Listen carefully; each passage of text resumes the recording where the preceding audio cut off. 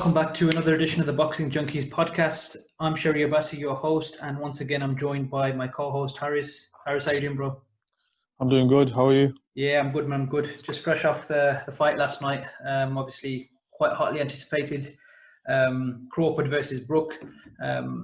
First of all, I thought since we didn't do a podcast sort of previewing the fight, I thought we should sort of give our thoughts that we had heading into the fight, and then we can kind of move on to what actually happened. So do you want to give your sort of pre-fight thoughts, and then I'll give mine afterwards? Yeah.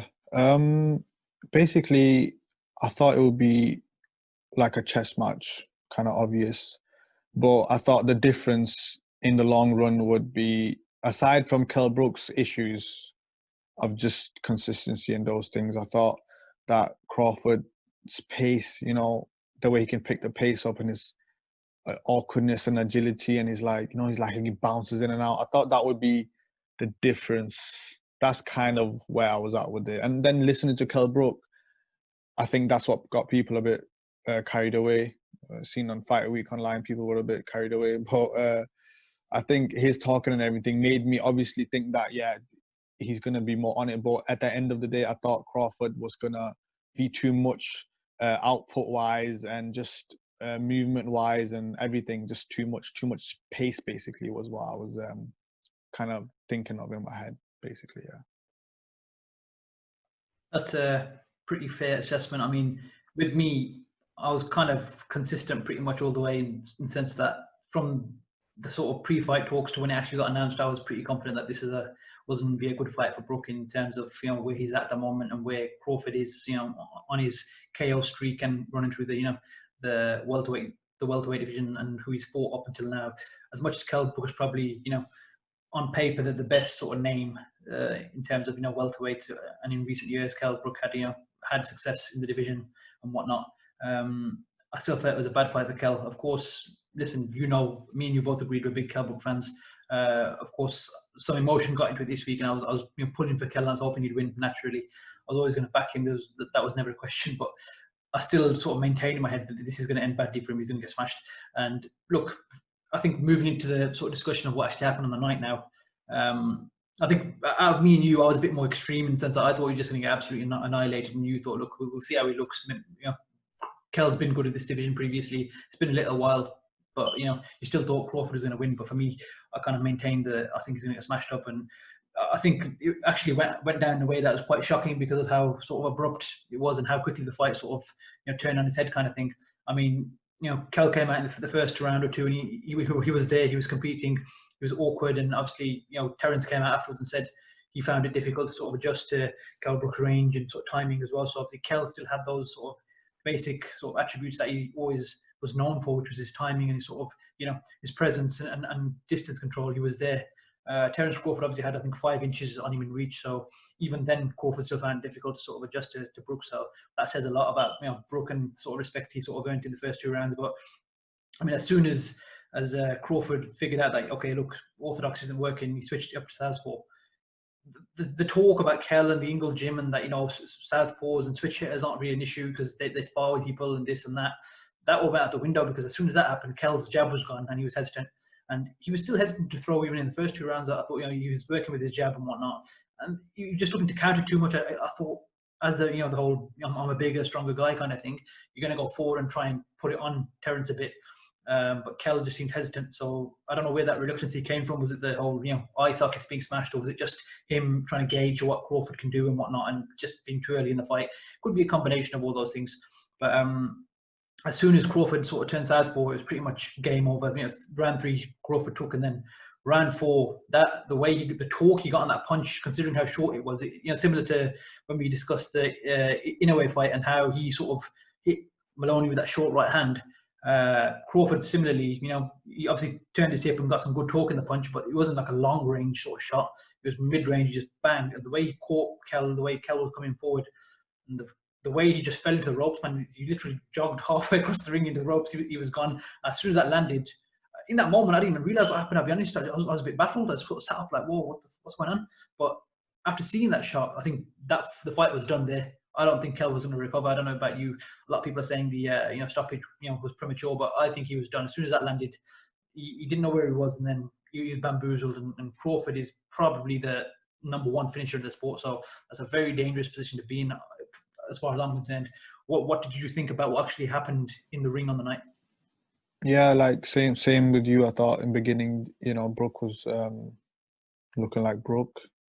That Crawford was doing Crawford thing. I wasn't really like, it was cool, but it's not much in it. It's hard to gauge when no one's really getting connected on solidly. Yeah, like he turned southpaw. Was it in the second round, and then third round? I mean, I don't think Brook was doing any worse when he went southpaw. I thought Crawford was a bit more active, but I also thought Brook was landing a lot of punches when he was southpaw. So I thought they were both comfortable. So it was the fourth round he got stopped. Yeah, so the fourth round started, and in the end of the third round, they were exchanging a lot, can't counter each other and just trying to hit each other and so forth. And the pace was kind of high. Then the fourth round starts, and it's a bit more of a fencing match again. And yeah, like the way Crawford was kind of looking for that shot all the time, even before he kept trying to. It's like a right hookish, jabbish punch over the lead hand. When he's like fencing like that. And yeah, the finisher was crazy. I really thought that the fight was gonna keep going like that. I think I got some signs, something, I think end of the third, I was kind of thinking something's making me think that Crawford is about to take over. And I felt like it was the pace of it. I felt like he could kind of lead and then Brook would counter and then he'll go at him again. He just had that last say and he was a bit more accurate. I think Brook was doing all right. But when the fourth round came and Crawford really started stepping to him, that shot, I don't think anyone could ever see that coming. We've never seen Brook get hurt that way of one shot and stumbling all across the ring. It was really strange to see. It was a fucking jab. Like how does I understand the obviously he didn't see the shot, right? And that's obviously gonna make it a lot worse. But I felt like he took a couple of shots earlier, but not really flush like that, and just really snapped his jaw because he really committed to the right hand. And Crawford, I mean, did he do anything great? He landed a clean jab. I felt like Brook landed very good clean jabs early in the fight. So really, I think Crawford beat a Brook that was just, I don't think he had any punch resistance left at all, because I've seen this guy get clattered by Golovkin, Spence, and he took those shots without. I've never seen him rock. I think Carson Jones, whatever. But I'm talking about when he's been against someone at a high level. I've never seen Brook rock like this. So I feel like his punch resistance obviously not the same, but I felt like Crawford did well. Like Crawford made good adjustments, obviously going southpaw. I still felt like it was in the balance really, but he was always going to take over, wasn't he? It was always going to be too much for Brook. I think my whole thing with the finish, or like even thinking about Brook getting stopped, it was just the accumulation of punches. You know how you said he was going to get smashed? I thought, yeah, but accumulation of punches, you just pressure him too much and outwork him because Brook's not really a high output kind of guy. But, I mean, that was crazy, and he just jumped on him, and it's a great finish, but really, really unexpected. Like you said, I'm like, what does happen there? It's crazy finish, but did Brook do better than I thought? I don't know. Honestly, I don't know. I thought he probably did worse because I didn't expect him to get stopped like that. I mean, there was a lot of the fight left. It was the fourth round. They're barely getting warmed up, So maybe he would have got smashed anyway later on. So it's one of them fights where you just think after, well, we have to think of it this way, right? So for the better of boxing, we got the best result possible, Crawford winning, and also just for the, I don't think it's fair that someone can go up, not in weight, I'm just saying get fat, not live the life, not train properly, not be dedicated, versus someone like Crawford who is dedicated, who's always in the gym, always around the gym, even if he's helping fights. His trainers were talking about it, like he comes help fighters. He's always around his weight, he's strong, he's always training, whatever, compared to a person like Brook who's going to get hyped a couple of times in his career and then he's going to train like a beast. you get what you give at the end of the day, and Brook got what he gave boxing the last couple of years, which was nothing. So I felt like it was only fair. Yeah, I mean, what you mentioned there about the best result for boxing, obviously Terence Crawford is that guy. He's a pound for pound level fighter, so that was the best result for someone like Brook, who is essentially, this probably is going to be his last fight, or let's say he won and then has a rematch, or he vacates and says I'm retiring, then that's not good for boxing, like you said. So in that sense, boxing won, and obviously Crawford is the guy to move forward and hopefully have some big fights. I think, again, what you said about you get what you put in, kind of thing, you reap the rewards of whatever you sow. Brook has been notorious for someone who blows up and doesn't live the life and doesn't take, I'm not saying he doesn't take it seriously, but he doesn't live the life of what an athlete does. A Mayweather, a Crawford, the Canelo, these type of guys who are gym rats, Andre Ward, who... I'm glad you said Ward. I was just going to put in and say you better mention This is a guy who always says, stay consistent, stay close to your weight, put in the effort now. It's the whole thing about Ali, isn't it? Suffer now and live like a champion. You know what I mean? Yeah. Put in that work now, stay consistent. You feed your body, the right way, do the right things, and it will show up for you in the ring. I mean, whatever you do will pay off in the ring. Again, listen, I don't think we can disagree that Kell Brook's conditioning, in terms of whenever he gets in the ring, or even weigh-ins, the guy is shredded here. Genetically, obviously, he's a beast. There's something which adds up there as well, and he clearly puts an effort to make the weight and whatnot. He never looked bad as he on a weigh-in, or when he's in the ring. No, always chiseled, innit? Always body beautiful, and same with people like David Hay and whatnot. They've always looked good, so they put the effort in. There's no doubt about that. But in this sport, it will always count against you in the ring. Something will come up if you don't put in the effort. Shortcuts, the truth comes out. Yeah, exactly. Shortcuts, any sort of cheats you try and pull, it's going to come to bite you in the ass at one point. Whether you did it 2 or 3 years ago and it worked out, doesn't mean it's going to work out now, which is exactly what's happened to Kell. Which is sad, because I've been a big fan of Kell the last sort of 5-6 years. Ever since that Sean Porter fight, I became a massive fan of Kell. And it's sad to see, obviously, the way it went and stuff. But you know what? It is what it is. Unfortunately, look, he's made a lot of money. Has he achieved what he could have in the sport? Absolutely not. I'm not saying that he was ever, on the same sort of level as Spence and Crawford. I think he's always been that notch below because of the fact that he's never lived the life, never fully committed to the sport. That's the difference between these guys, isn't it? The guys that, even Spence to an extent, we've seen him blow up outside of fights and be drunk and all this. Crawford is probably the guy who's above these guys right now. Thurman, same thing. Porter, obviously, he's not an elite boxer, but that guy's always in good condition as well. Maybe not to the level of Crawford, but Porter's someone who obviously lives a life to a good level. Crawford, I think, is the guy that does it, consistently. At the current welterweights. That's why Paul has been so consistent. Think about it. Paul was here way before Thurman and Spence, and you know what I mean? He was here way before that. He was world champion in 2014, you know what I mean? And the man won a world title in 2018. He's been in big fights. He bloody fought Paulie Malignaggi, and that's how long ago that is. Yeah, 2013, 2014, exactly. So, like you said, it's going to pay off for you, and your body's going to last longer in the sport, isn't it? It's down to that as well. And obviously, fight management and the way, your style and all those sort of things. So, someone like Sean Porter, who, is probably not the prettiest boxer, but the guy's always, giving 110% in the ring. He's always going, going hard. He's a fighter who everyone has respect for because he lives, a good life and he's committed to the sport. Kell Brook, obviously, unfortunately, hasn't been, and it's sort of been the story of his career, hasn't it? Unfortunately, look, his losses have come at the highest level, Triple G, Spence, and now Crawford. And it's sad because he's only really got one good win, and that is, against Sean Porter, but that was a good win. What about Frankie Gavin? Let's not even get into that one. But yeah, at the end of the day, look, Kell Brook had so much potential. We will agree on that. He's a very good fighter. He was never elite, though. I don't think anyone would ever say that either. There's a lot of he could have been elite. I think he could have been, from being but elite. Exactly, he never got there, did he? Having one good win, that's not enough. You know what I mean? Especially when you're notoriously known for being someone, or you've been called a bomb basher and someone who just fights bombs and beats bombs, and then every time he stepped up, he's lost, minus the Porter fight. You know what I mean? That's always going to be held against Brook when people are really discussing and dissecting his career. I'm a big fan, but like I said, I can't make excuses for some of the the stuff that people are going to say. But the way I look at it, good fighter, great 1-2, very crisp, very neat fighter. But as soon as the pressure gets turned up on him, when you start putting it on him a bit, he's out of his, he's out of his. There's something there, isn't it? There's something there. There's something there, exactly.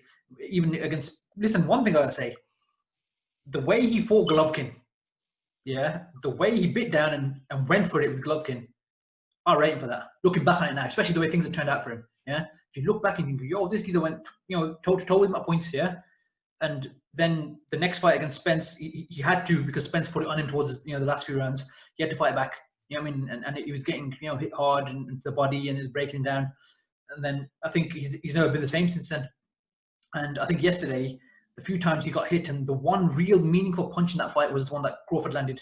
Yes, I understand Kell had some good jabs, but the one real meaningful punch, which ultimately ended up looking like it was a big bomb, the way Kell Brook reacted to it, was that that right hook jab hybrid punch that Crawford landed. And look at the way Kell reacted. I think his punch resistance is gone.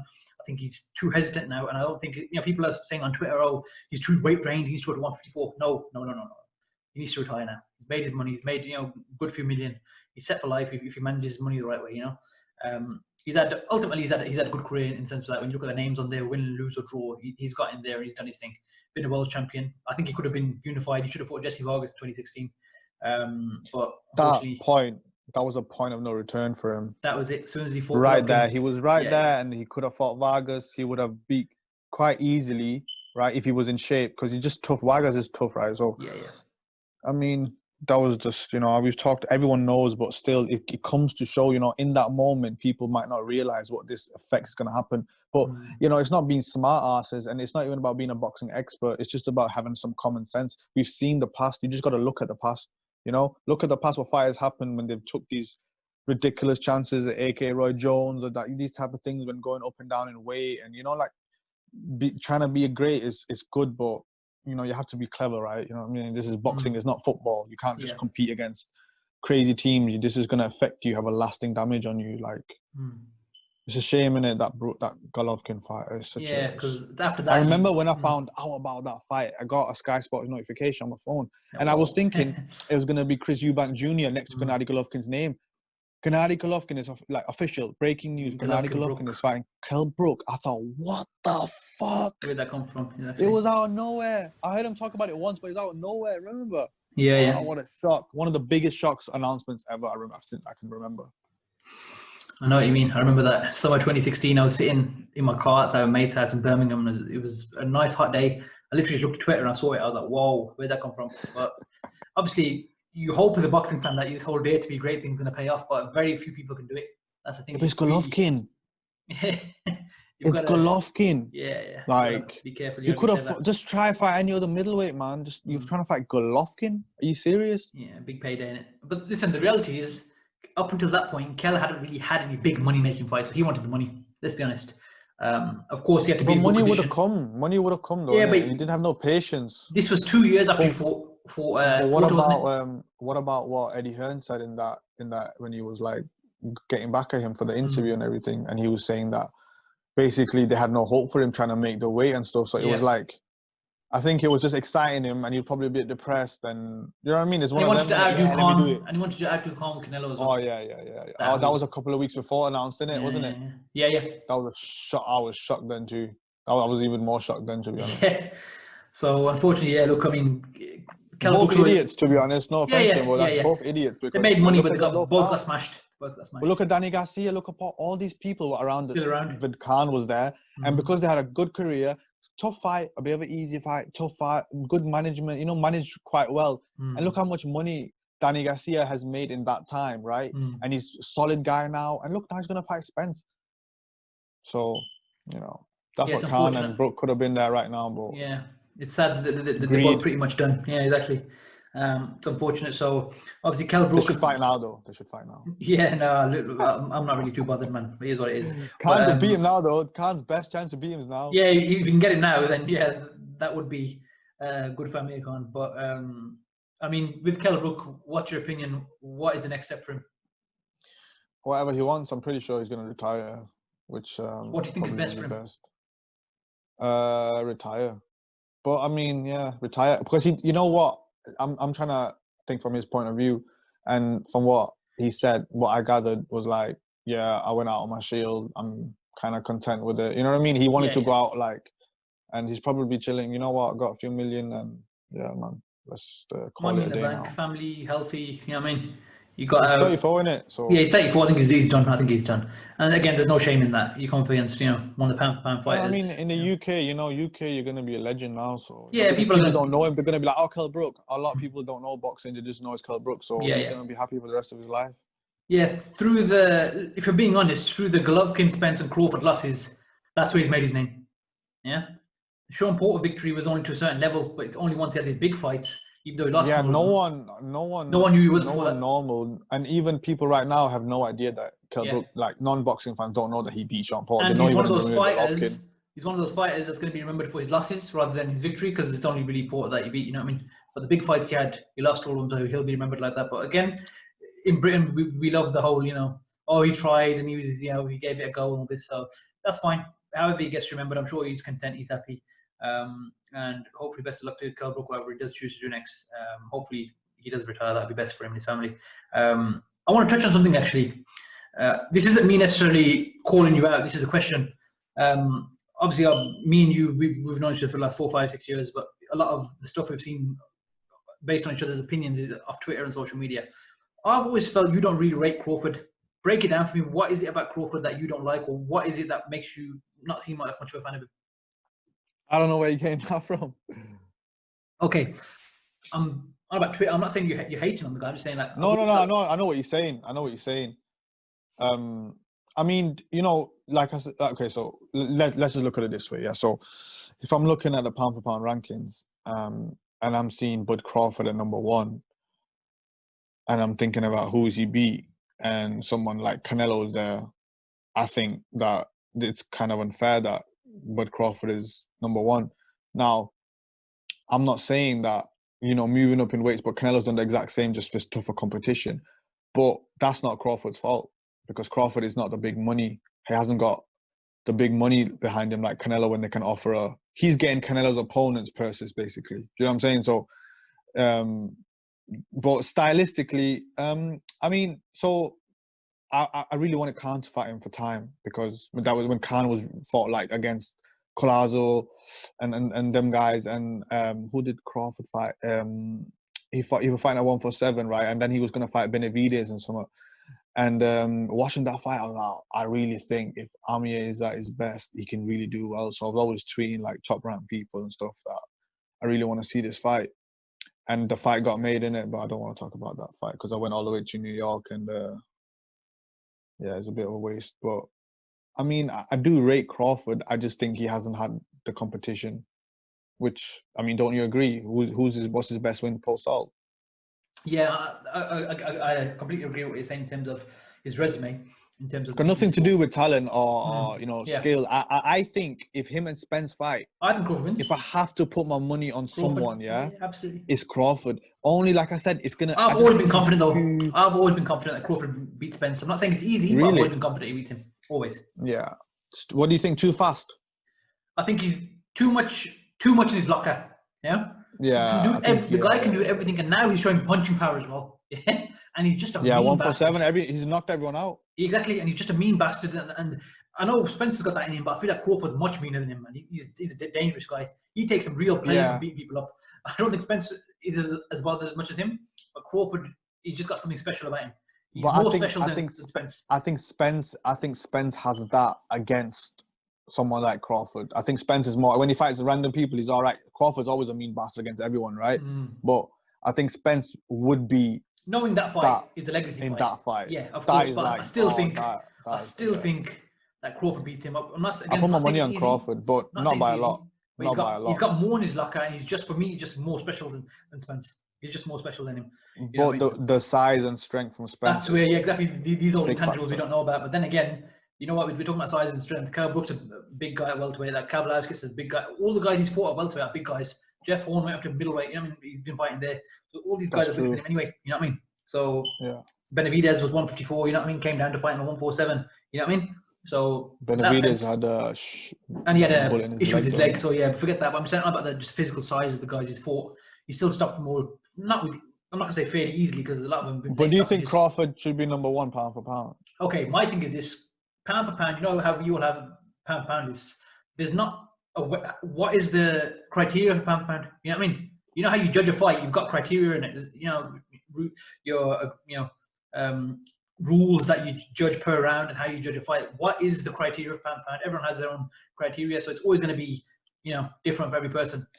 But opponents faced and talent. Just look at it like that. Just okay, opponents faced and talent. Faced. If we're just talking about those two things, then Canelo, there's not really an argument. Right, it's not even a doubt. There's no argument. There's no argument. But if people say he's pound for pound, again, there's a group of people online who will say Crawford is pound for pound.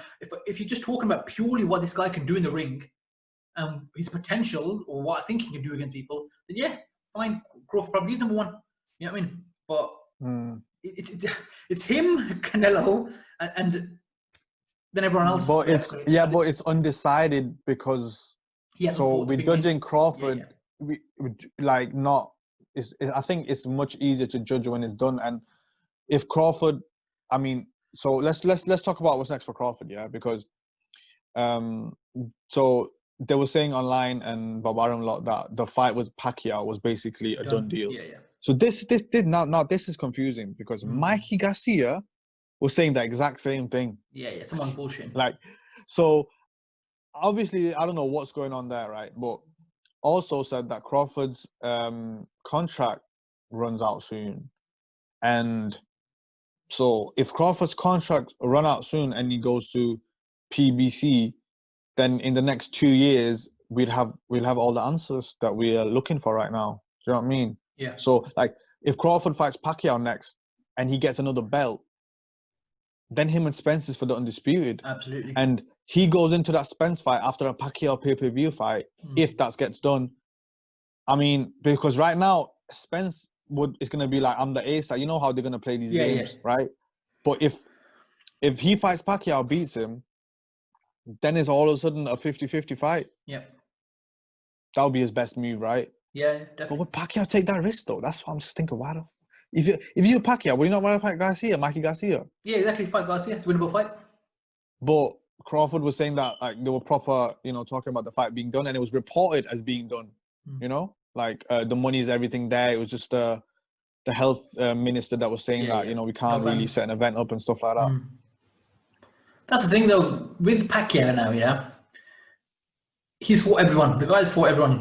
Win, lose, draw, whatever. He's just fought anyone and everyone. But he avoided Crawford a few years ago, which is well documented. They said, no, we don't want to fight him. We don't want to fight him. Freddie Roach came out and said it. And he even said he's too much like Mayweather. We don't want to fight him. Freddie Roach said that in a few months. Crawford's only been getting better now, especially at 147 as well. He's going to be a lot bigger than Pacquiao. He's going to be able to box him. He's going to be able to put it on him. This doesn't mean that Pacquiao can't do bits as well. He can, but he's only getting older. You know what I mean? So is it a wise move to fight Crawford? From that point of view, maybe not. He's probably more than likely going to lose that fight. But it's still a big fight, and Pacquiao, you can never rule him out. It's one of those things. If anything we've learned over the last 10 years, you can't really rule out Pacquiao. You can just do a madness on any given night. So yeah, in terms of management, like you said, this whole contract thing, his contract, he said, expires next October, so he's got another year with Top Rank. But who knows if that contract is going to be fulfilled? He could break off. He could go to PBC. But I think he's going to finish his contract there and next year, and then maybe weigh up his options after that. Like you said about the whole 50-50 fight, if he has two belts and he has two belts, then of course that is better sort of for negotiations and whatnot, and the whole business side of boxing. And an undisputed fight between those two that's what dreams are made of, man. If those two go in both still undefeated and they have an undisputed welterweight fight, that's some record-breaking shit, man. And as boxing fans, that's literally just the dream. You know what I mean? But you never know, man. Boxing, things go wrong, and let's just see how Spence looks in a few weeks against Danny Garcia. That's a tough opponent to go up against, even without the car accident. So let's see how Spence looks, and let's hope he comes through that and keeps his fight alive. You know what I mean? But yeah. So for you, like you said, fine, the whole pound for pound thing, I understand. That's fine, I get that. But obviously, he's up there with Canelo. If he's not, number one, then he's just behind Canelo. You know what I mean? There's no real doubt, I don't think, anymore about that. He's a very, very special fighter, and I think he's still got a bit more to do yet. He's going to get better. But for you, hypothetically speaking, if Spence and Crawford is made, how would you see that fight going? Not necessarily how Crawford wins, but I mean, how would you see it going? I need to see it. I need to watch him against Danny Garcia first. Yeah. I think it's too tough right now. Because we to don't know what Spence doesn't assess. look like, yeah, like you said, yeah. And I think, you know, because Garcia is a bit bigger than Porter, I feel like it's, besides Brook, which we don't know what Brook that was, I feel like Spence is still a bit untested again at 147, because I don't really think Porter's got that much of power. Porter's already been beat like for two times. I mean, Danny Garcia fight was really close to with Porter. Honestly, I thought either way, arguably he could have lost there. I just think Danny Garcia is a proper test, and you know, if he boxes really well, then it's going to be a lot more interesting. Because right now you can kind of assess the fight, and you know who the bit faster boxer is, and you know who's a bit better puncher and sits on his shots a bit more. And obviously we know Spence is that, but I feel like he can box well against Garcia. But is that because Garcia was a bit smaller? Do you know what I'm saying? I mean, Mikey Garcia. So I want to see him against Danny Garcia. And I think he's going to box. We'll obviously break that fight down closer to the date. But I feel like if he boxes really well and moves well with his feet, the Crawford fight becomes like so much more interesting. And the dynamics are like, what the fuck? Where is it going to go? And can you imagine if the opposite happens? Like you just said, imagine if that Spence ends up being the mover and boxing and Crawford's stalking him. Imagine that. It's definitely going to happen at points in the fight, but we'll see if it becomes like the main. That's the main thing that fight. Yeah. That's like you said, that's a crazy fight to look forward to. But again, we've got to get there. So I'm just saying. Yeah, I don't want to think about that fight. Yeah, it's way let's too get far. Through the next few years, and let's see if they actually get in the ring. I mean, 2021. At the end of 2021, I think what Crawford's next move. If Crawford's next move is Pacquiao, I feel like he's gonna become like a major superstar. You know what I'm saying? So I think it all depends on the next move. It depends on Spence looks against Garcia. But listen, the fight is gonna get made. I'm 100% sure it's gonna get made. People are gonna cry that it's not gonna get made, but they said the same thing about Canelo Golovkin. Forget Floyd Pacquiao. That was different. Will get made. Big money fight. Kovalev Ward. People always chat shit, and the fights end up getting made anyway. So let's just wait. Yeah, too much demand, too much money in it, so it'll get made. Just a matter of when. So I think 2022 is realistic. 2021 is. I understand some people's urgency because Crawford is now 33, but I think this guy's gonna fight until he's like Floyd, like 37. You know, he's got that window because he's looked after his body. He can go long. Yeah, exactly. They're different. They can last. Yeah, look after your body, and your body looks after you. That's exactly what it is. So we'll see what happens with that. I mean, did you catch the fight before, the Joshua Franco Maloney situation?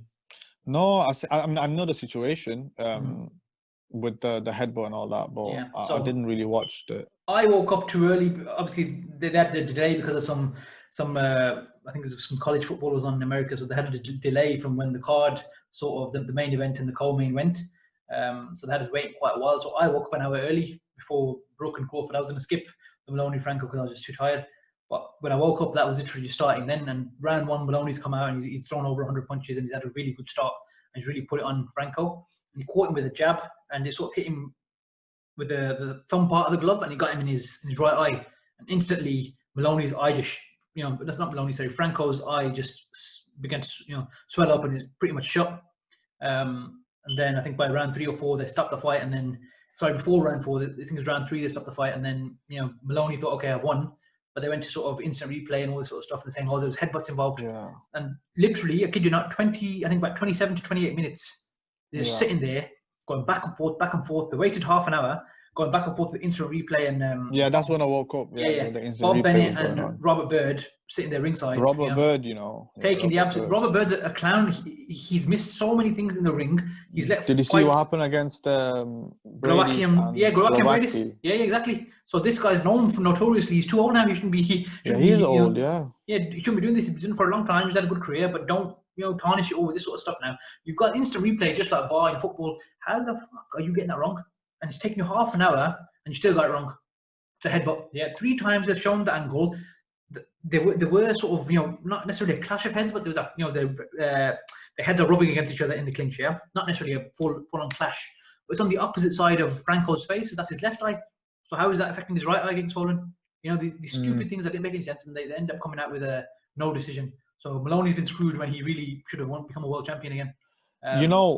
When you say that Maloney should have won, I don't know if I agree with that. I think if you punch a guy and he gets an injury with his eye, I just think, okay, we understand that the video reviewing was an issue here, right? Okay, that's a new thing in boxing.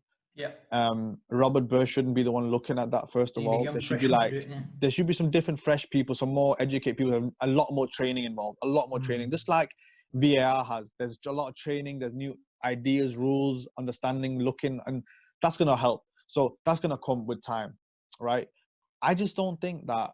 Aside from that, I just don't think that you should be able to win a fight that way. You know, like how can I lose a belt if I'm getting punched in my eye and it swells up? Like, just think about that for a second. You punch my eye, okay, cool, but it swell up. I punch your eye too, yours didn't swell up. So it's just about chance, isn't it? I don't think that's an appropriate way to win. So I think that should always be a no contest, and they should have the third fight. But in terms of the reviewing part, you know, that is Robert Byrd is definitely too old, as we've seen last time, and there should be a different vetting system, like we were talking about last time, right? And a training system and a lot more training. But you know, most things don't, like the cops in America barely have that much training. So you expect video reviewing referees in boxing to have training? Yeah, there's not a lot of that going on, but it needs to be more training. I'm all for the video reviewing. I've always been for it. So I think it's a step in the right direction. Obviously, they need to have a better understanding of what they're seeing. But, you know, it's easy to scream corruption every time something goes wrong. I think no contest was the best thing to happen for both fighters anyway, really. I don't think it's corruption, it's incompetence more than anything else. Again, it goes back to that.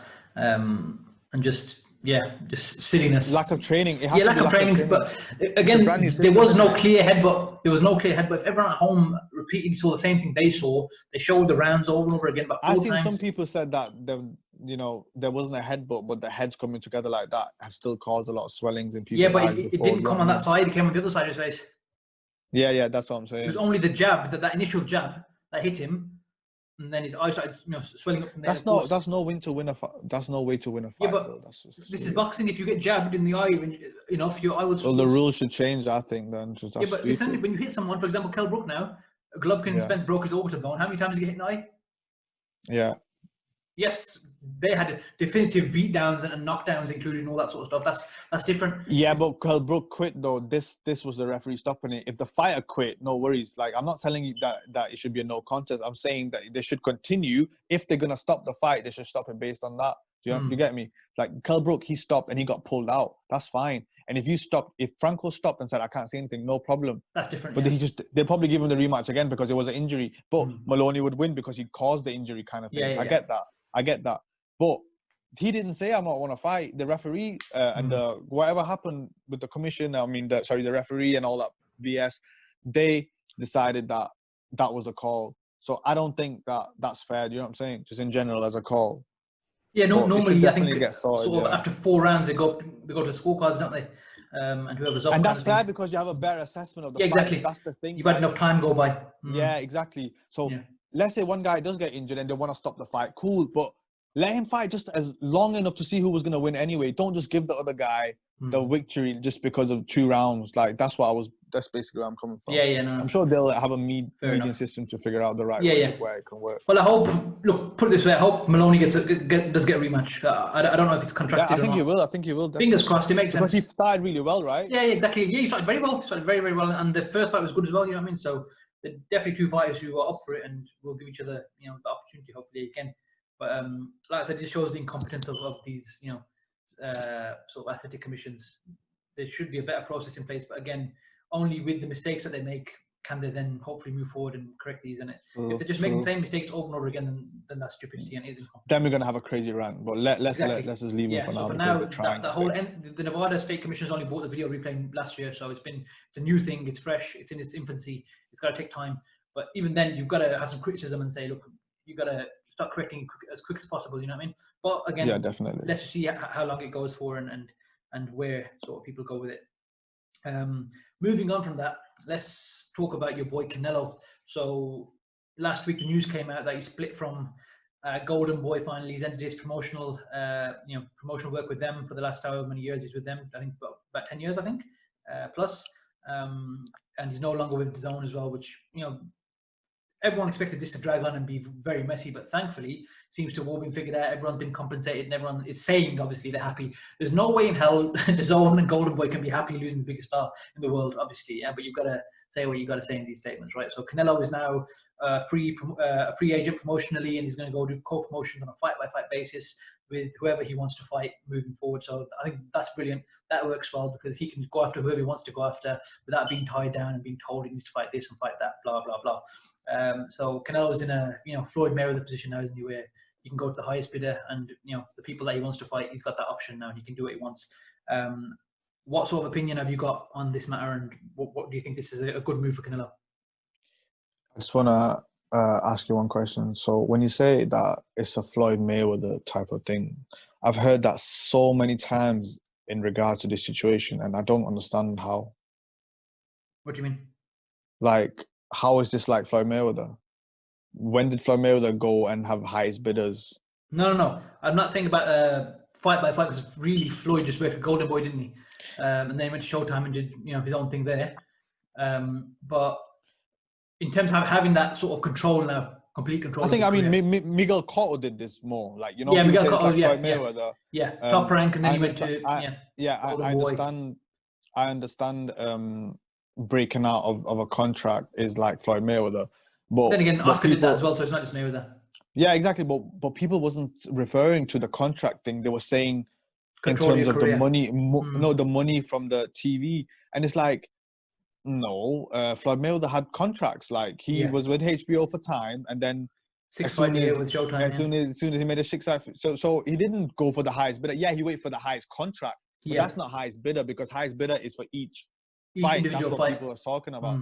So all week I've been hearing that. I'm just thinking, when the fuck has Floyd fought for this network, that network? He hasn't. No, and he's not even been. True. He's not even been flying out. He's only fought in Vegas. Do you understand? So Floyd's not sat there and looked at. But I bet you he could have got some bigger fights in London and Abu Dhabi. Like sometimes he said, but he's like always. He chose comfort in Vegas. He chose Vegas, yeah. MGM. So that's not really true that he was there looking for the highest bidders. No, he was with HBO. He had loads of fights with HBO, right? And he said that was fight-by-fight basis, right? And I'm sure Showtime never came in then. There was not anyone else. There wasn't, like, if Showtime would have come in maybe, and then he could have said, then we could have been saying, yeah, he went with Showtime. I mean, he was bidding against each other, basically, and then he went for the highest bidder. Yeah. But that's not what Canelo's doing at all. Canelo got free from his contract, cool. Yeah. His contract with Golden Boy is then with DAZN. So he's not got a contract just with DAZN. Like, it's through Golden Boy, right? That was the biggest issue with him. Yep. So I've seen so many people who are like, anti-Hearn and all that, being very excited about DAZN not having anything to do with Canelo anymore, and they knew it was. Who's been excited about that? Sorry. I just seen loads of people online, saying that DAZN are dead zone now. Just like crap. Like a lot of those black people from America, they just hate DAZN. Them people. Like. Yeah. So they were excited about it because they were hoping for it, and then when it was a plant fight, then everyone was saying, oh, Callum Smith, oh, look, now he's going to fight on Showtime. Callum Smith not doing anything. 3 days after, oh, now it's Callum Smith fighting. Like, you know what I mean? It's just like, I find it really interesting how people are so invested in these little things. It's like, at the end of the day, Canelo hasn't got a problem with DAZN. Why would he have a problem with DAZN? If you study the situation and listen to the people reporting on it, it's not hard. Just read what it says. Like, it's on Twitter and podcasts. It's so easy to get information. I'm not thinking I'm some kind of inside expert. I'm just listening to the people who know what they're talking about. They said his issue with Golden Boy, right? So, and how they were like, had an agreement with DAZN about his opponents, and Canelo hadn't seen that agreement. So it was like, they said you have to fight Golovkin, and he said, I've never said I have to fight Golovkin. And they said, well, this is in our contract. He goes, which contract? They said the contract with Golden Boy. He said, I've not seen that contract, your contract with Golden Boy. So Golden Boy was basically making a contract on behalf of Canelo, which I don't even know how it makes sense, really. How can you do that? I know you're a promoter, but at the end of the day, you should see that contract. So even if you are Canelo Alvarez, these people are still not highly educated. There is still something that they maybe let promoters get away with, in certain times, as we can see, because anyone else who are a bit more educated, who has a different team around them, they would have been more aware of that contract if their name's in that contract, or they would have been an independent contract, but instead it was not. So in terms of Canelo now they're saying that he's going to fight on DAZN against Callum Smith, and it just shows that you know, his issue was with Golden Boy. So now he is like looking for the highest bidders. And that's going to be the best thing to ever happen to boxing, I think, right? So we can see all the fights that we want. And Canelo's the type to fight everyone. Yep. So if he doesn't get in a 4-fight deal with anyone, that's best for him, yeah. Gets this, because that's what they said, right? That's what he basically said. I want to have maybe co-promotional deals and fight-by-fight basis. Yeah, and fight. They're pretty aware that there's fighters on the other side that they want to fight. Yeah, absolutely. So this is fantastic, you know? But just the people that were like so happy about that and now he's going to fight in the zone next. It's like, listen, this is money. Canelo's not sat there like, I don't like the zone. Listen, are you going to pay me? Are you going to pay me? Yeah. That's it. Business, are you going to pay talk me business, that's it. Like, this is fighting, man. Like, he's not a little bitch like you lot. Yeah, ultimately it's business at the end of the day, so he's going to go with the money, isn't it? If DAZN offer him 30 million to fight Callum Smith, then of course... He doesn't care. You know how people care about these little TV deals, this and that. Listen, fighters are fighters. They're like, who's going to fight him? Who's going to pay me most? Let's go. Straight up, that's it. That's the way it should be. Golden Boy, he didn't like because they disrespected him. He didn't like Oscar, and that's different. That's not money related. That's principle related. Yeah, there's more issues lying there. That's when they have a problem, you know. And with the zone, if he does fight in the zone next, because he could come out and say, I don't like the zone, they didn't treat me nice. We don't know about a lot of things, right? We don't know if maybe he's got issue with them too. But from what it's looking like, if he's gonna fight Callum Smith next, then, you know, like I told you and on the podcast a couple of weeks ago, because people were already saying what I said they might say if he doesn't fight, because they thought you're gonna fight against Plant, right? So I've seen loads of people saying, oh, Callum Smith wasted it, blah, blah, blah, blah. But then flip-flop 2 days after, Callum Smith could have just been a genius. Could have been a genius the whole time. It's you got to give this time. Boxing. That's boxing, schedule. Anything can happen. Exactly. So, you know, anything can happen. And it's good for Canelo's career, innit? So it's going to be exciting. Hopefully, all the Charlo, the Plan, even Eubank Jr. I want to see all these fights. Yeah, of course. Canelo's got that. He's got that longevity as well. We know he's gonna, stay in the sport for at least another 4 or 5 years. And just one more point about this. You know, when they talk about Billy Joe Saunders fighting, I think this is on a podcast. Yeah, I can't remember what podcast is. The guy was saying, well, if Billy Joe Saunders, he could have just missed his chance forever. And I'm just thinking, how do you think Canelo's career is ending tomorrow? Canelo could have 10 more fights left. Saunders will 100% be one of those fights. And that's why he is fighting Murray now, just to stay in shape. Yeah. Do you know what I'm saying? Just because you don't get the Canelo fight now, it's not like, people you say about Mayweather, oh, you're never going to get it again. It's not like that. This is different. Canelo fights everyone, literally. He takes risks, he does. So everyone's going to get that chance. Everyone. He's like Katie Taylor. No fucks given.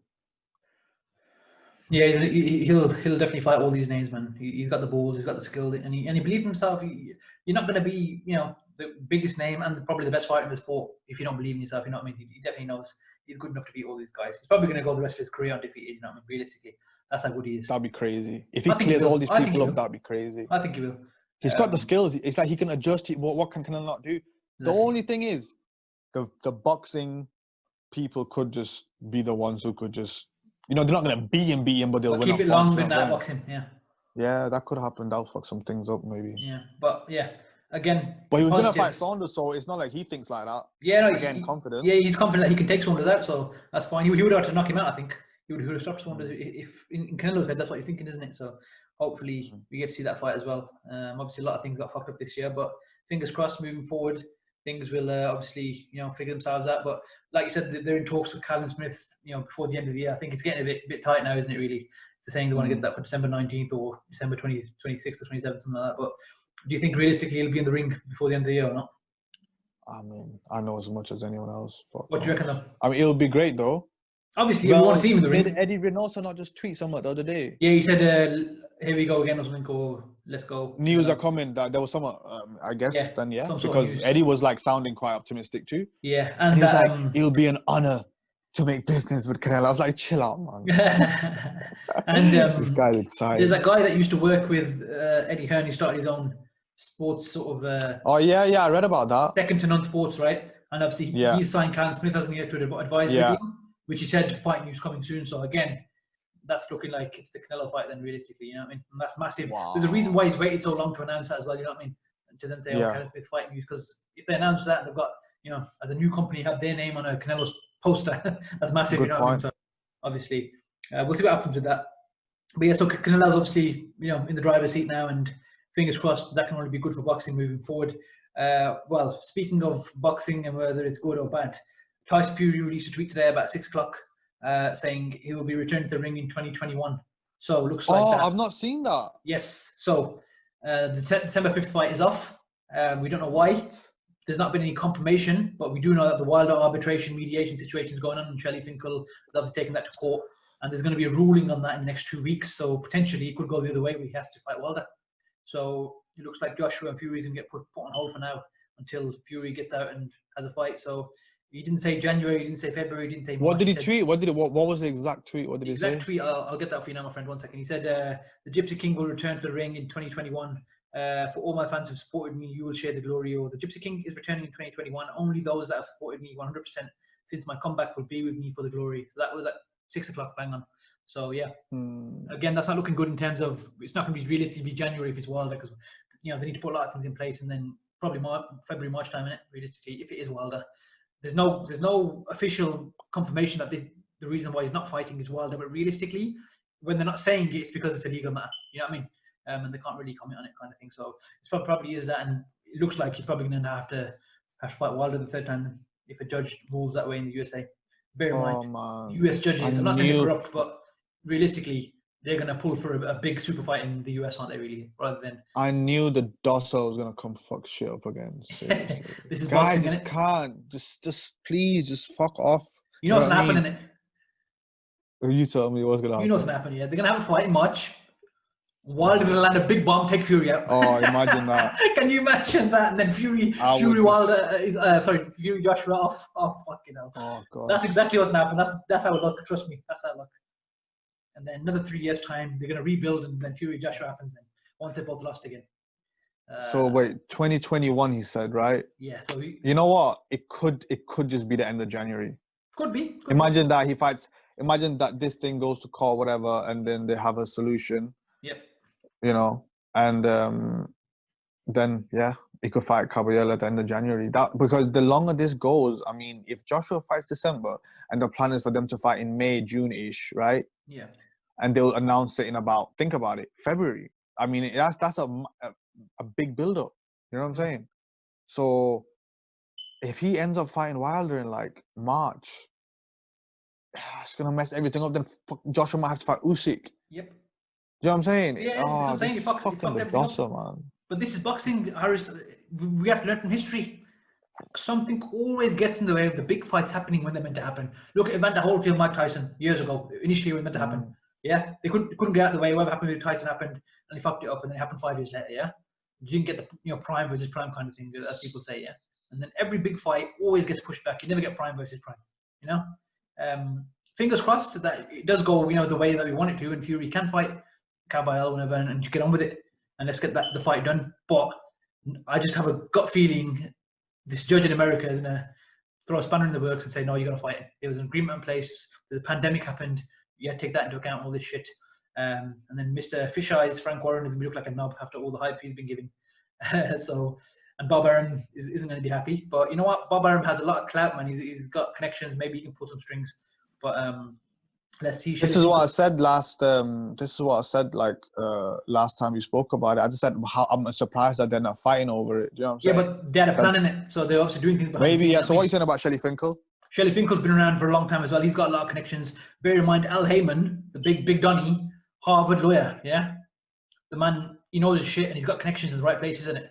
Yeah, boxing's always been a shady sport, a corrupt sport. Yeah, run by the mafia and all that for many years, right? 1-2 payments to the right people, and that judge says, "Nah, you gotta fight Wilder." Yeah, let's be honest. Is that out of the realm of possibilities? Not, is it? It's probably very likely. I mean, I wouldn't be like overly shocked if that was the reality. Exactly. So I'm not gonna hold out too much hope that if he does get. But people had conspiracy that all this was hype. Some people said that Wilder, when he came out, there was also hype up a third fight, and now they're gonna believe those conspiracies. But I don't know if I believe that. No.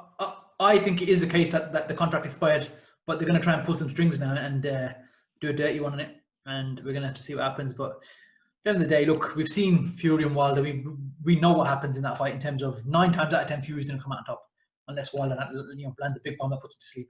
That's really the only way he can win. Yeah. He's not good enough in any other department to really put up. He landed bombs the second fight though. Nothing happened. No, he did, but Fury managed to roll and slip quite a few of them. Even though I know, but he still landed pretty clean. No, of course, but I'm saying 9 times out of 10 he lands that bomb perfectly. Yeah, if they fight 10 times, there's probably one fight where he lands one perfectly and Fury doesn't get up. I think Fury in every other department has got his number. You know what I mean? So we don't really need to see a third fight, but unfortunately, and he did land perfectly, and he still got up in it. And so it's like one of them.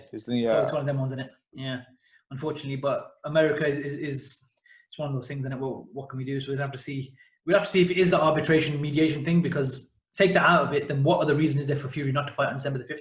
Especially when 2 weeks ago we were told contracts have been sent to Kabayel. Kabayel ain't gonna sit there and tell his lawyers to read and say no to the person, give me 20 grand extra. He's gonna say, yeah, Tafe, let's get in the ring. This is my biggest fight. You know what I mean? So it's not that. I do believe it's something to do with this Wilder situation. It's got to be, and there's a lot of money on the line. Maybe they can't announce a fight while something's going on in court. Maybe, yeah. Maybe there's that as well. Yeah, so there's 101 different Or maybe things. they're just thinking, you know what, let's just wait it out and just wait just 2-3 weeks of patience and we can announce it. We'll have to see. Hopefully boxing can get out of its own way, man. And but that, I don't understand. If they do then get told to make the fight, and the whole point that they couldn't make the fight was because of the gate, and if they're still not able to have a gate, then but the thing is, what's the solution here? Now, what the whole point was that they want to put it in a place where they can't have a gate, like Texas, for example. Yeah, yes, it's not going to be a gate of 17 million like it was in Vegas, but if they can get fans in, they can get fans in, or they take it abroad somewhere where you can get fans. So, but this is all down to them to explore the options. If it does get, if it goes that way. I guess you can make some agreement with Wilder. Like, I don't know, I'll fight you after. Yeah, but they tried that already. They tried that already. It ain't gonna happen. He wants to fight now. You know what I mean? He wants to be that guy. Rather than I'll sit and wait. You know what I mean? He's older as well. Bear in mind, he's the older out of the three. He's 30. How old is he? He's nearly 35. Really? Fury's 31. Joshua's 31. Yeah. So he's a lot older as well, and he's not got long left. You know what I mean? Realistically, if he doesn't fight Fury again, then I think he calls it a day. You know what I mean? He ain't gonna but he's been coming out a lot more lately and talking and stuff. Yeah, but he's been coming out for that reason, innit? To say to Fury, give me the fight. Think about it. If you can make 20 million against Fury. Yeah, maybe you're right. Yeah, maybe that's what it is, isn't it? Fight that he's thinking. Yeah, that's what it is. Maybe he's just thinking, you know what? I'm gonna just have one more fight with Fury, and it's the biggest money fight I could have because. Of course, listen. As an ex-champion for 5 years, the guy's gonna want to go in there thinking I can win. I can win, and then maybe I can crack on or I can retire. Yeah, but realistically, I think his foot's already at the door. Or maybe he's not just motivated to fight other people because he's only got vengeance on one person. He wants a big fight. He wants to be that third name in the division. And he wants to have revenge on Fury. And that as well. So there's that as well. So, you know what I mean? Because let's be honest, I don't know if you ever read those tweets. When Dan Raphael put out the purse tweets about, estimated purse, blah, blah. Yeah, I love those tweets. When he fought, who did he fight? He fought Spilka. I think he got $1 million. When he fought Luis Ortiz, he got $2 million. When he fought Ariola, he got $1 million. This guy was not making big money. No, he wasn't. But that's how Heyman checks. The first time he made big money was against Fury. The first fight. Yeah. And he had obviously the bigger purse as well. When they negotiated for the second fight, that was a brand new deal. You know what I mean? Brand new 2-fight deal. 50-50 straight down the middle and 60-40 to the winner in the second fight. The third fight. But they also say that Al Heyman checks, Yeah, of course. On the side, the unannounced stuff, of course. But in terms of just generally, not a lot. The numbers we're seeing. Well, he's not world heavyweight champion. Numbers are they? Yeah. Yeah. You get what I'm saying? If Thurman's making $1 million, $2 million as a welterweight champion, why the fuck is Wilder making $1 million for? Yeah, like Josh's makes like 10 times. Josh is making 15 million against Klitschko, 20 million against bloody Takam. Yeah, you know what I mean? Look at these numbers, man. There's a disparity, massive. Yeah. So for Wilder, and they thought that they were the A side against Joshua. So exactly. So he didn't make the money. So obviously he's probably thinking in his head, there's only really one fight that I've got a chance where I can go in and make some big money now with Fury. He's not gonna lose to Fury and then try and rebuild and go after Joshua. He blew that. That's gone. That's done. You know what I mean? Who did you think would have won Joshua Wilder? With me, obviously, look, if you land on Joshua with power like Wilder, I think he takes him out. Yeah, but Joshua's a better fighter. If Joshua lands on him, what if Joshua lands on him? Same thing. Deontay Wilder's got stick legs. Joshua goes after him and throws a 4-punch combo and lands on his chin, which isn't hard, takes him out. So for them two, it's do you not think it's funny how whenever people discuss that fight that everyone just talks about Wilder's power? It's like, yeah, because that's all he's got in it. Joshua's got I know that. But so if we look at Wilder's power, right? So we look at Wilder's power compared to his fragility, if you want to say, okay? Yeah. And you look at Joshua's power and Joshua's fragility. That's why it's interesting, because they both can kind of hurt each other, They're right? both vulnerable, but yeah. let's just be honest, though. Wilder's been hurt by lesser fighters, but even before the second Fury fight, easier. So in my head, I've always thought, of course, it's a fight about who lands clean first, a proper shot. That's most heavyweights, especially power punchers, heavyweights, right? But at the end of the day, the delivery system is in Joshua's favor, right? 100%. So I don't. Every time anyone's talked about it, it's always about Wilder, and I'm like, do you not understand that Joshua can obliterate this guy? That's just like, that's a bias against Joshua, and people want to hate on Joshua. Do you not think that is crazy? Because it is crazy. I understand you're looking at one side of it. Better in every single department except for maybe a big power punch, and even then he's only slightly his far power behind. punch. I still think his punching will affect Wilder more than Wilder punches will affect him. Besides, like I said, a clean, long, perfect right hand. Any other shots, all shots, even a straight 1-2 down the pipe, I think he could just. If Fury could hurt this guy, listen, Joshua would have ended him. I've always thought that. But like I said, obviously, it's still who lands first kind of thing. Okay, you know? What do you mean when you say if Fury could hurt this guy, then Joshua would hurt him? What does that mean? Well, Fury's not a power puncher, is he? Yeah, but listen, I think me and you had this discussion when it happened, didn't it? Yeah, Fury's not a puncher. That's fine. We've established that. But he's a fucking 19-stone man. If he comes forward and sits down his punches, he can knock people out. He can hurt people. You know what I mean? But however, yes, you're right. I don't know. He did that against Otto Wallin. He didn't even. No, against Otto Wallin, he didn't perform properly at all. He was off it. Yeah, but power. I mean, what do you mean? So one fight after, he's just like a massive hitter. But listen, look at the difference. I know it's only 4 or 5 months apart, or 4 months, whatever it was. Yeah. Look at the stylistically the difference the way he fought. It was different. Yeah, but it's a different guy though. It's a taller guy. Yeah, taller guy. You can put more power in. And Fury's always struggled with shorter guys anyway. Yeah, notoriously. Yeah, most tall guys do, right? Yeah. But I mean, I just think that it's just Wilder. I just don't think Fury like's got that much power at all. Yeah, he's not a Joshua natural power guy like Joshua. That's 100% true. But do you think Fury's got enough power to like knock Joshua down or hurt him like badly? Of course he has. Yeah. I don't know. No, that's not because. Then again, that's Joshua's fragility too, right? Because Joshua is. I'm not saying he's chinny, but you can get to him. Yeah. You know what I mean? So the same way Joshua can knock Fury down, I'd probably be more inclined to say Joshua can knock Fury down because he's done it in sparring 10 years ago and he can do it again. Definitely. He didn't knock him down though. Say again. He didn't knock him down. Well, they said he beat him up and no, you said he landed a crazy uppercut. That's what Fury said. He said it on that thing, didn't he? That interview with Bunce in it years ago. Yeah. He said that he did put it on me and beat me up a bit. And he said, admittedly, he goes, watch out for this guy. But that was then. Yeah, and he landed a second. But didn't say dropped him though. No, I said that. I'm not saying he did 100% drop him. I'm saying he can drop him in a fight. He can drop him. Yeah. Absolutely. You know what I mean? So either way, again, you know what I mean? I've always thought though that Joshua beats Wilder in the sense that he's got everything in his favor. Yeah, Wilder's literally only got that big bomb. That's it.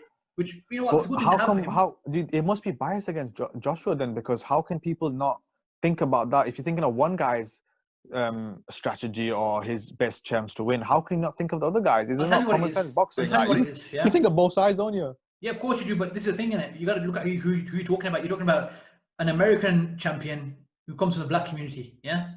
Mm-hmm. And you're talking about a UK champion who happens to be black, yeah? Mm-hmm.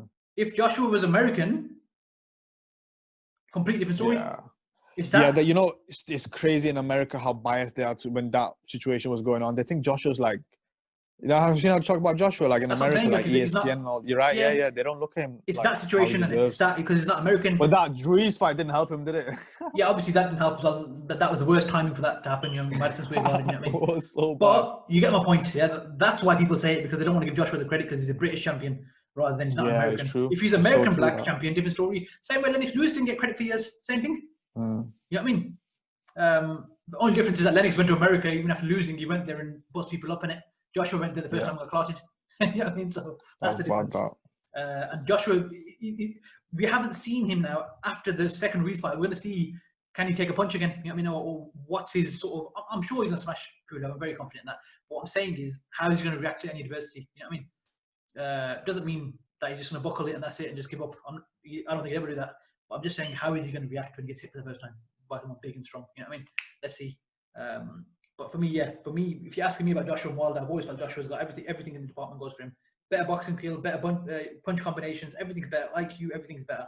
But those two, it's about whoever lands first, because they're both big punches. So Wilder, you can't, like I said, Wilder's power is one of those things you can't rule out. If he lands on someone, big problems. You know what I mean? The DOS assist to ruin everything. He's back. Yeah, so I know you don't like him. You've been cussing him out on Twitter. So, but like, come on, why is he doing it right now though? Just because he's obviously got something in the contract in it. There's something that they can hinge all their hopes on. Yeah, I mean, listen, look at it this way. Let's throw COVID out the window. Yeah, he's lost to Fury February 22nd, 2020. Yeah, they were supposed to fight again in July. Yeah, in Vegas. Yeah, massive stadium fight. 60-40 split, millions and millions. Fox makes loads of shit ton of money. ESPN makes a shit ton of money. Super fight. Yeah, win, lose or draw, it doesn't matter who wins. That money's still there as far as the networks are concerned, and as far as Wilder's team are concerned in it. You know what I mean? We are owed if they get the right date, because the issue was the date too. So. Yes, so we're owed this money. We need to make this fight happen. So there's a lot of people in the background who are going to be doing shady shit, I think, and this fight is going to be forced to happen, which isn't good for Tyson Fury. It puts the Fury fight on hold. It's good for him in terms of money, of course, but is it the best thing for him to be focusing on when he's already essentially beaten the guy twice? You know what I mean? In two different ways, boxing and beating him up. I don't know. It's not good for us. But again, if the fight happens, of course, we're going to tune in and watch it. You know what I mean? But it's not a fight we want right now. We've seen it happen twice. We don't need to see it again. We've had, a decisive win the second time, especially. But again, fingers crossed it goes the way we want it to, and it doesn't go that way. So let's hope for that. Is there anything else that you can think of that you want to speak about? What's going on? Is any boxing on next week? You got the Conor Ben fight. Right. So no boxing on next. So no boxing on next week then. I don't think I'll be bothering with that. I'm not really. I'll end up watching it though, innit? I'll end up watching it. I'll probably end up watching it as well, to be fair. There's nothing else to do. We're in lockdown, innit? So we ain't going out. Yeah. So like I said, there's that next week. What day is next week? 21st. It would have been Povetkin White next week. Yeah, it would have been next week. Yeah. Came around very quickly, innit? Yeah. So that's unfortunate. And then 2 weeks after that, we got the Spence Garcia. Obviously, Campbell and what's his name? Garcia is meant to happen. That's been pushed back. That might be December the 19th, the same potentially. So let's see what happens in it. There'll be some announcements this week on all these things. But anything else you can think of? No, nothing. All right, cool. Let's wrap it up there then, and then hopefully we'll get another episode in next week, depending on what happens with boxing. I'm sure there's gonna be a lot of stuff to talk about anyway, so we'll get one in. So thank you for everyone who's tuned in again to this episode. Once again, as always, if you do have any questions or anything you want us to talk about, please email the Boxing Junkies Podcast at gmail.com. And the YouTube channel is obviously the Boxing Junkies Podcast as well. If you can, subscribe and like and comment there as well. Any comments with any questions, we'll appreciate it. And then hopefully we can talk about any of the topics you give us on there as well. So thank you very much for tuning in.